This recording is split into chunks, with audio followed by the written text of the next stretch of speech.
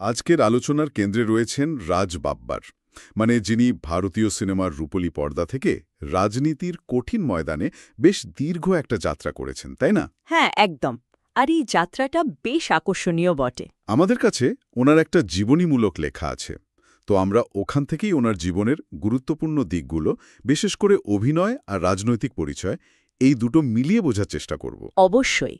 এটা সত্যি এক বিরল কম্বিনেশন। মানে খুব কম লোকই তো আছেন যারা শিল্প আর রাজনীতির মতো দুটো সম্পূর্ণ ভিন্ন জগতে সমানভাবে নিজেদের ছাপ রাখতে পেরেছেন। সূত্র অনুযায়ী ওনার এই পথ চলাটা বেশ রোমাঞ্চকর ছিল।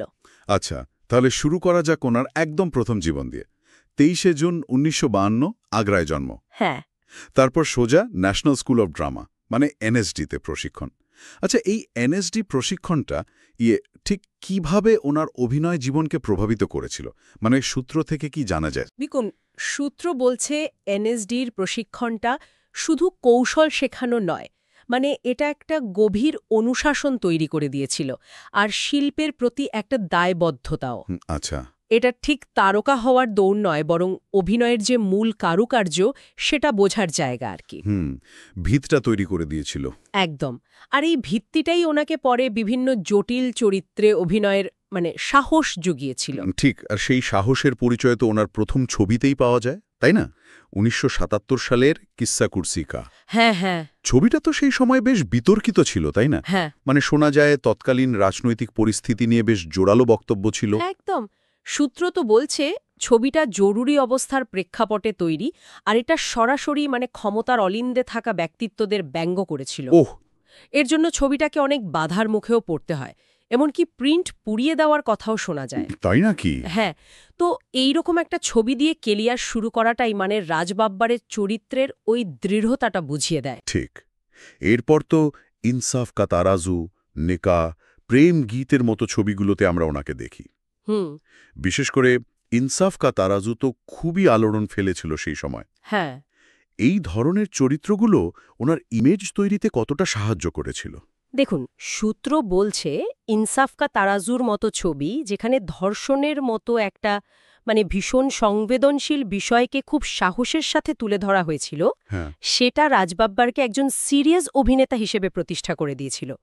উনি যে শুধু রোমান্টিক হিরো বা অ্যাকশনধর্মী চরিত্রেই আটকে নেই সেটা প্রমাণ হয়েছিল।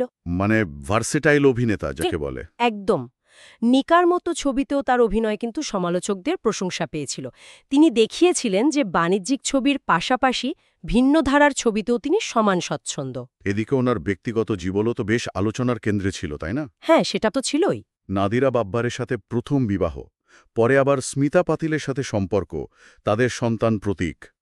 সূত্র কি এই পর্বটা নিয়ে কিছু আলোকপাত করে? বিশেষ করে এর প্রভাবটা ওনার পাবলিক ইমেজে ঠিক কেমন ছিল?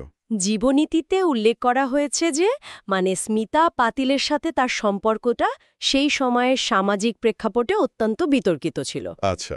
সংবাদ মাধ্যম এটা নিয়ে স্বাভাবিকভাবে অনেক আলোচনা করেছে, আর এই ঘটনাটা নিঃসন্দেহে তার ব্যক্তিগত জীবনে তো বটেই, কিছুটা হলেও পেশাগত জীবনেও প্রভাব ফেলেছিল আর কি। বোঝা যায়। তবে উনি কিন্তু এই পরিস্থিতিটা সামলে আবারও কাজে মন দিয়েছিলেন, যা ওনার মানসিক দৃঢ়তারই পরিচয় দেয়। অভিনয়ের এই বর্ণময় যাত্রার পাশাপাশি তো তিনি রাজনীতিতে এলেন। হ্যাঁ, সেটা আরেকটা মোড়। কংগ্রেস দলের হয়ে তার রাজনৈতিক ইনিংস শুরু। অনেকের কাছেই এই পদক্ষেপটা হয়তো একটু অপ্রত্যাশিত ছিল। সূত্র কি এর পেছনের কারণ নিয়ে কিছু বলে? কেন এলেন রাজনীতিতে? সূত্র কিছুটা ইঙ্গিত দেয় যে শুধু গ্ল্যামার জগতের মানুষ হলেও ওনার মধ্যে একটা সামাজিক সচেতনতা বোধ বোধহয় বরাবরই ছিল। আচ্ছা। হয়তো এনএসডির দিনগুলো থেকেই সেটা তৈরি হয়েছিল। মানুষের জন্য কাজ করার একটা ইচ্ছা, সেখান থেকেই হয়তো সক্রিয় রাজনীতিতে আসা।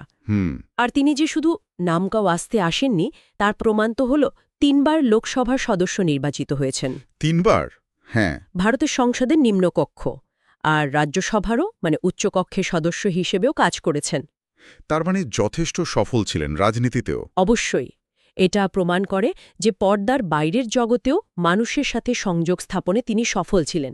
তাহলে দেখা যাচ্ছে থিয়েটার এবং সিনেমার জগতে তার অবদান যেমন অনস্বীকার্য, তেমনি ভারতীয় রাজনীতিতেও তিনি নিজের একটা জায়গা, একটা পরিচিতি তৈরি করতে পেরেছেন। একদম। এই দুই পরিচয়ের মেলবন্ধন তাকে ভারতীয় জনমানুষে একটা বেশ স্বতন্ত্র জায়গা দিয়েছে। নিঃসন্দেহে। রাজ বাব্বারের জীবনযাত্রা আসলে এটাই দেখায় যে শিল্পীর যে সংবেদনশীলতা আর রাজনীতির যে কঠিন বাস্তবতা তার মধ্যে এক ধরনের সেতুবন্ধন সম্ভব।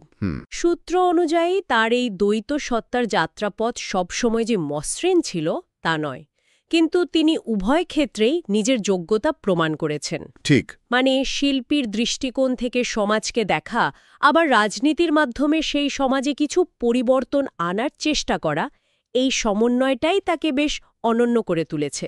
এই পুরো আলোচনা থেকে একটা ভাবনা আসছে মনে। বলুন।